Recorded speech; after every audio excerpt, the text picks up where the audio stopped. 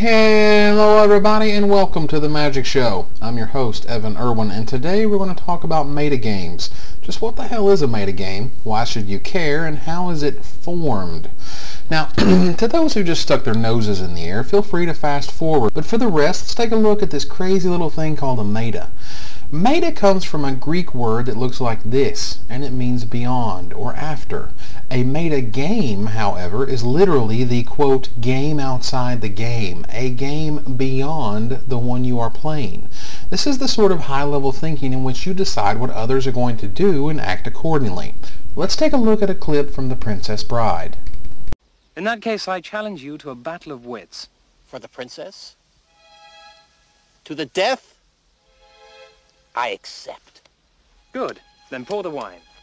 What you do not smell is called iocane powder. It is odorless, tasteless, dissolves instantly in liquid, and is among the more deadly poisons known to man.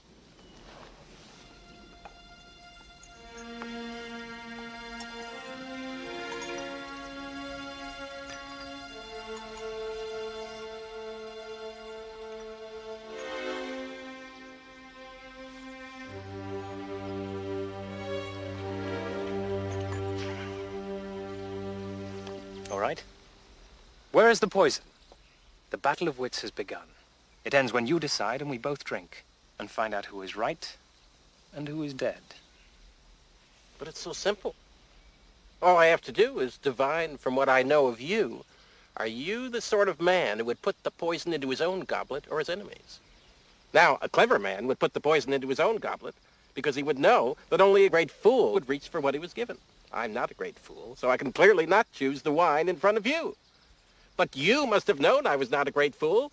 You would have counted on it, so I can clearly not choose the wine in front of me. Make your choice. I will, and I choose... What in the world can that be? What? Where? I don't see anything. Oh, well, I could have sworn I saw something. No matter. What's so funny? I'll tell you in a minute. First, let's drink. Me from my glass, and you from yours.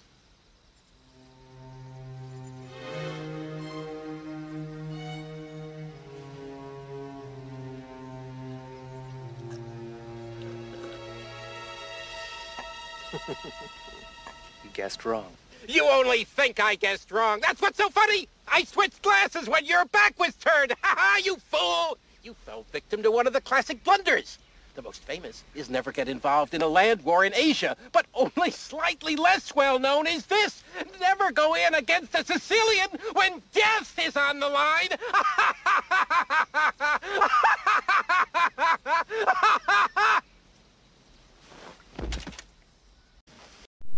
Now, the metagame is not the switching of the cups, but rather Vizzini's reasoning. He believes that he has, quote, figured his opponent out and therefore tries the switcheroo. The cop-out, however, is that Wesley had already poisoned both glasses and therefore cheated. But it was a good movie anyway. The point is, this reasoning is ripe in my articles and almost any article that has to deal with a format. A format is defined by its winning decks, right? So why, then, aren't people playing with just one deck or another?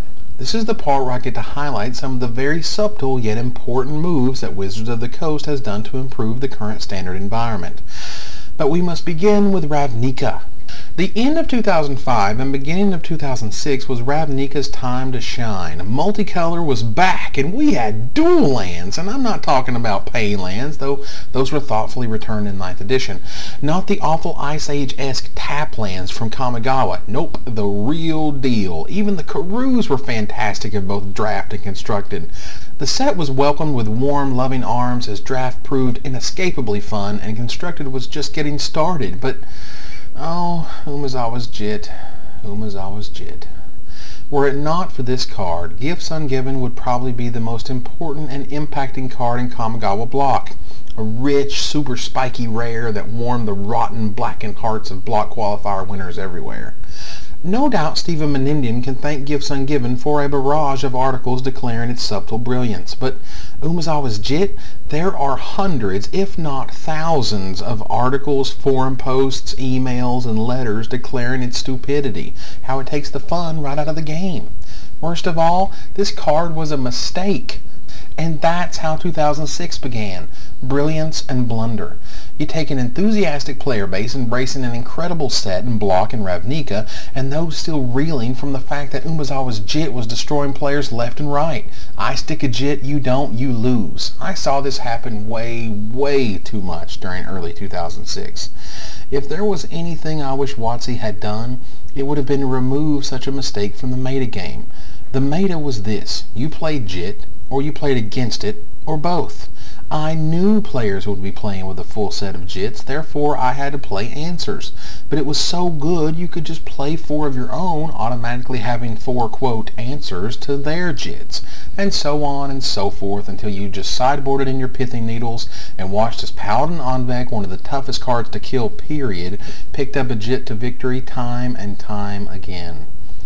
The metagame in January was shaped, much as it is now at the end of December, by the Worlds results. Glare won Worlds 2005, so everyone played Glare or had answers to it. The metagame consisted of decks that played Glare, decks that played against Glare, or decks that could beat Glare. Then Guild Pact hit, and everybody went nuts. While Orzhov would eventually overpower Gruul in terms of long-term impact, it was Izatron and Gruul who fought it out at Pro Tour Honolulu, with Ossip going 8-0 on day 1, and Herberholtz taking us all the way to Heasy Street. And could anyone actually forget the $15,000 Lightning Helix? He's down to 3, he's got 1 draw phase. He's looking at the top. Alright, Char. Char you. I like the play. The crowd is into it. Smash it. What is on top of the deck? What is on top of the deck? Oh, it's Lightning Helix! Oh my god! Oh my god!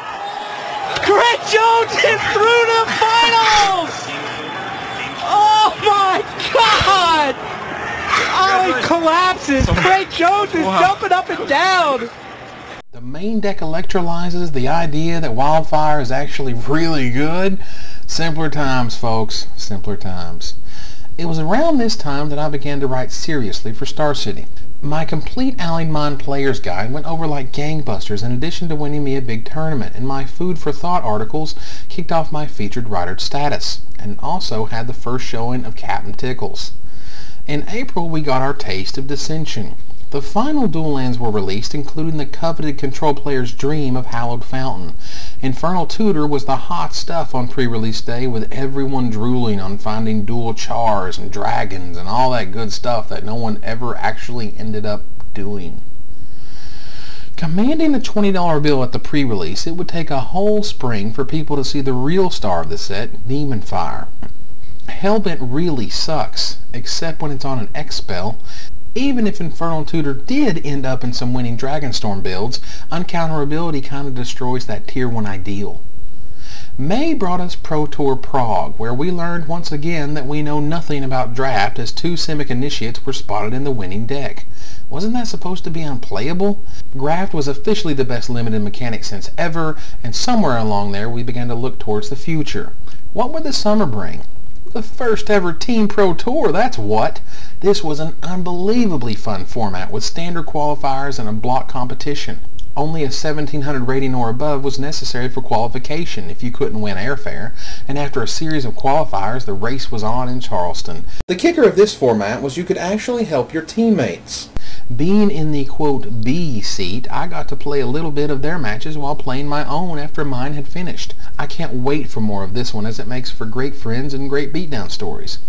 Then, as summer dragged on to its conclusion, we learned more and more about Cold Snap, the, quote, lost expansion from Ice Age, the designs that Richard Garfield had packed away and forgotten about. Or not. Mark Rosewater publicly apologized for having Randy Bueller, the rock of solid information, give us the song and dance of how Cold Snap came to be. Soon silliness was involved and all was forgotten.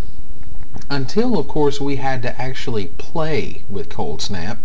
Around this time I was also dipping into the idea of video production, specifically Magic-based videos. My Cold Snap Limited review was my first foray into actually producing content on this scale. I also wrote an article about it called Cold Snapped, Cold Snap Limited Dissected. I think Nick Easel said it best. Quote, "This article is basically the opposite of everything that is true about Triple C Draft." And while I don't think I was completely wrong, I certainly was nowhere near being right. I still believe what I wrote, but I knew I was going out on a limb, and so it is what it is. Cold Snap as a whole is a miserable, horrible failure for Wizards. I'm just calling it like I'm seeing it, folks. The snow theme was kind of cute for a minute, but the real damage was this. The set had to be drafted on its own. This gave R&D the clever idea of having ripple spells. The problem of providing too much randomness and too much swinginess gave the players an unfun environment. Drafting the set de-evolved itself into either collect a card or take the snow thing. The finals of Grand Prix St. Louis consisted of black-blue snow and white-green Keldoran Warcry with no less than 6 surging sentinels from our own Zach Hill. Would the madness never end? The lack of true metagame defining rares was another point of contention. Let's see, Scrying Sheet still sees some play, and Orin Viper is another favorite, and a Darkar Valkyrie was played for about 5 minutes, but did I miss something? Skred was supposedly the best card in Standard, while the incredible Martyr of Sands merely waited patiently for us to find her power months and months later. As August dragged on, people began to look forward to Time Spiral. The time was near. Umezawa's Jit and Sakura Tribe Elder and Sensei's Divining Top were all on their way out. Goodbye Gifts, goodbye Mirren, goodbye Cranial Extraction, and goodbye Dragons. Whew, what a relief. Those ridiculously powerful guys were out. But what ridiculously powerful things were on the horizon?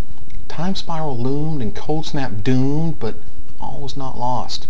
There was the set size problem that arose. One release for Time Spiral said 301 cards, and another said 415.